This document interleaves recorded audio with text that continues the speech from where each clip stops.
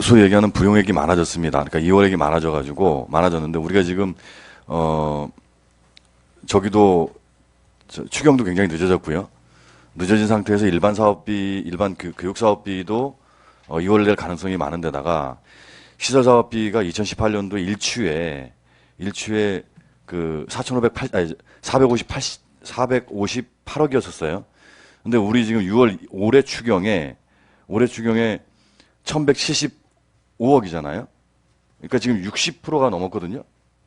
근데 근데 작년에는 2018년에는 45억밖에 안 됐는데도 불구하고, 450억밖에 안 됐는데도 불구하고 4월 때 추경을 했는데 올해 추경은 지금 2배가 훨씬 넘는데도 불구하고 6월 추경을 하고 있어요. 좀 있으면 방학입니다. 이제 설계해야겠죠? 해야 돼요. 그럼 이제 9월 계약하고 설계 한 3, 4개월 해서 하면 여기서 몇 퍼센트 정도가 2월 될까요? 굉장히 많이 2월 될 것 같거든요. 근데 2월이 되는데 이제 좋아요. 이제 2월 됩니다. 2월 되는데 2월이 그렇게 되는데도 불구하고 잉여금 전망을 2020년대 반으로 떨어뜨려 놨단 말이죠. 그러니까 그것은 지금 바로 밑에 있는 재정안정화기금이라고 하는 그 안정화기금에다가 이게 얼마인가요? 1,000억인가요? 1,000억을 갖다 빼기 때문에 2020년에 이렇게 절반으로 줄어드는 거 아니냐라고 제가 질문을 드리는 거예요. 예산과장 주병호입니다. 말씀드리겠습니다. 이번에 중기계획 변경에 보면은 아마 여러 가지 요인이 있지만 변경 요인 중에 하나가 이제 기금 설치에 관한 걸 좀 담았습니다. 네, 그 부분도 하나 이유가 될 수 있습니다. 그러니까 지금 제가 그 결론을 좀 말씀드리려고 했던 것은 만약에 재정안정화기금 조례가 통과 안 되면 어떡하시려고요? 자, 재정안정화기금 통과 안 되면요, 이렇게 얘기가 될 것 같아요. 어제 결산 때도 제가 말씀드렸는데 순세계 잉여금을 수립한 예산을 집행하지 못한 불용액 등이 발생돼서 사업 예측 착오, 사업의 축소, 취소, 예산 과다 계상해서 그 순세계 잉여금이 발생은 체계적이지 못한 사업 계획 수립과 예산 집행 등 방만한 예산 운영의 결과가 나올 것 같다. 이렇게 이제 지적을 엊그저께도 누군가 했어요. 의회에서. 이런 지적을 100% 받을 것 같기도 하고요. 또 이 재정안정화기금 조례가 만약에 통과가 안 되면 훨씬 더 많은 게 쏟아져 나와가지고 2020년 결과는 이거보다 훨씬 더 안 좋을 것 같은데 예, 예산과장 주병호입니다. 왜 이걸 결정하지도 않고 이렇게 예측을 하셨는지 이해가 좀 없는데. 말씀드리겠습니다. 중기 충북 교육 재정 수정 계획입니다. 이게 하나의 우리가 5년치를 금년도 예산을 기준으로 해서 향후에 5년 동안의 예산을 어떻게 운영하겠다는, 여기에는 뭐 중투 대상이라든가 이런 것들이 아직 사업이 결정되지 않은 사업도 들어가 있습니다. 이러한 것들은 집행부의 아마 의지로 이렇게 저희가 예산을 운영하겠다는 의지로 좀 이해해 주셨으면 감사하겠습니다. 저는 저는 이제 이런 비판도 있을 수 있지만, 그러니까 예산의 지방재정의 그 건전성을 갉아먹는 주범이다라고 하는 것도 있지만, 우리 교육재정의 특수성상, 그러니까 집행할 수 없는 시기들, 또 집행할 수 있는 시기가 명확하게 구별되어 있는 것들이 있어요. 이러다 보면 사실은 이게 굉장히 날카로운 양측면에 좀 그 칼날이 있다고 보거든요. 하나는 그러니까 지방재정의 건전성을 갉아먹는 요인이 될 수도 있는 거고, 또 하나는 이 요인 때문에 계속 그 예산을 쓰려고 하고 소진만 하려고 하다 보면 예산 낭비가 될 수 있다는 거죠. 저는 불용액이라고 하는 것이 이제 불자가 들어가 있기 때문에 부정적인 의미가 있긴 하지만, 불용액이라고 하는 것이 반드시 저는 재정 건전성을 갉아먹고 있다라고 보지 않아요. 어떤 경우에는 어찌 보면 하위직 그 공무원들 입장에서는 불용액이 어느 정도 퍼센테이지가 채워지는 것은 예산을 절약하고 있다고 하는 긍정적인 의미도 굉장히 큰 겁니다. 그런데 이거를 의회에 가서 설명하기 어려워지거나 이렇게 지금 이미 이렇게 벌려놔 버려가지고 상황이 안 좋아지는 상황이 돼버리면 예산을 소진하라고 자꾸 요구하게 된단 말이죠. 그럼 예산을 낭비하게 되는 결과를 초래한다는 거예요. 그래서 저는 이 예측이 그냥 단지 예측일 뿐이긴 하지만, 이렇게 예측을 하고 나면 우리가 지금 이제 6월인데요. 6개월 동안 예산을 어떻게 쓸 것인지에 관해서만 몰두하게 되게 된단 말이죠. 그러면 결국은 예산을 낭비하게 되는 결과를 초래한다는 거예요. 예를 들어서 그 과장님께서 어떤 저 실무부 과장님께서 야, 예산 좀 남았으니까 빨리 좀 써. 예산 좀 빨리빨리 소진해. 라고 얘기했는데 담당 주무관이 예산 쓸 데가 없습니다. 예산 쓸 데도 없는데 어떻게 씁니까? 라고 얘기하면 못 쓰겠습니다. 라고 얘기하면 네가 의회 가서 답변할 거야? 이런 얘기 하잖아요. 안 하세요? 빨리 예산 써라. 그러면 어쩔 수 없는 곳을 찾아가서 예산을 쓰게 되는 결과들을 만들어낸다는 거죠. 그래서 저는 양날의 칼날이 있다. 근데 이 칼날 속에 우리가 정확하게 좀 서 있어야 하는데 이렇게 계획을 미리 잡아버리면 이건 이미 칼날 저쪽으로 넘어가 버린 거예요. 그래서 제가 지적을 좀 하고 싶은 겁니다. 어떻게 생각하세요? 예, 예산과장 주변입니다. 예, 지금 의원님께서 걱정하시는 뭐 재정의 건전성의 해칠 우려라든가 아니면 과도한 불용액을 남기지 않기 위해서 강제로 뭐 예산을 어떤 그런 뭐 부득불이하지 않은데 집행하거나 이런 일은 없습니다.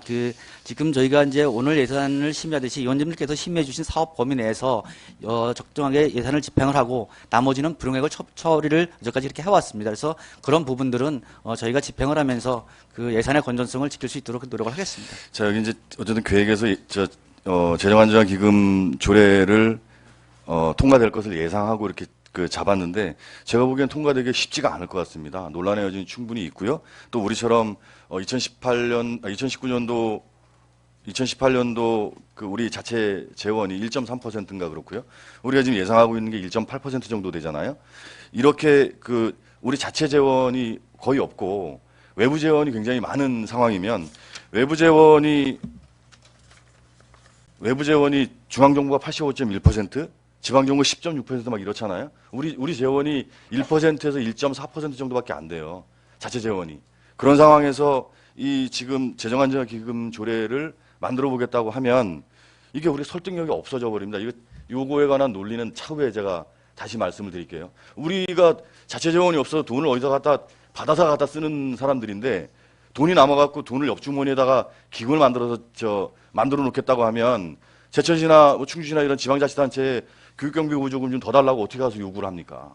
지금까지 제가 1년 동안 제천시를 상대로 교육경비 보조금을 더 줘야 한다.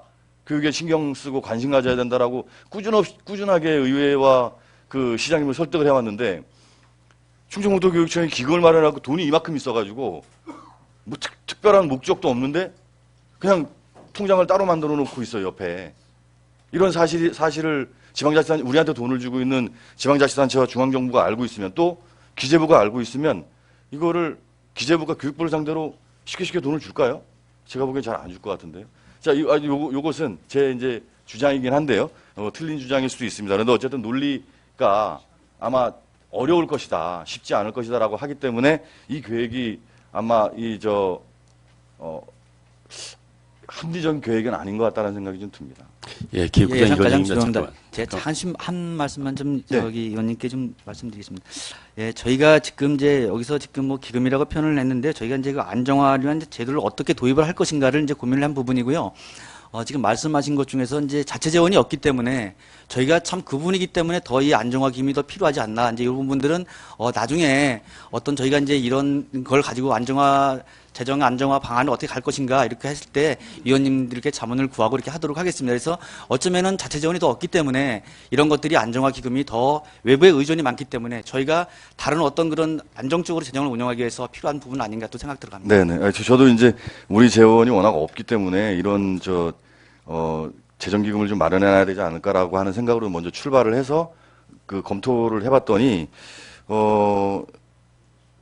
거의 재정 안정성이 좀 좋은 경상남도 지방의 지방자치단체들은 굉장히 많이 하고 있고요. 뭐 제천시도 물론 하고 있는데 부흥구는 못 하고 있습니다. 조례만 만들어 놓고 못 하고 있고 오히려 수입 재원이 좀 안정적인 곳에서 자체 재원이 안정적인 곳에서 오히려 채택하고 있는 것 같다는 느낌이 좀 들었어요. 그러니까 그거는 차후에 조례할 때 다시 한번 논의를 한번 해보도록 그렇게 좀 했으면 좋겠고요. 부탁드리고 싶은 것은 아까 이런 상황에서 우리가 예산을 어떻게 집행할 것인가라고 하는 고민 속에 이거를 예산을 어떻게 좀 합리적이고 충실하게 제대로 쓸 것인가를 좀 고민하려고 하면 고민의 지점이 휙 저쪽으로 다시 날아갑니다. 어떤 쪽으로 가냐면 우리 조직이 이 정도의 예산을 쓸 수 있을 만한 역량을 갖추고 있는가?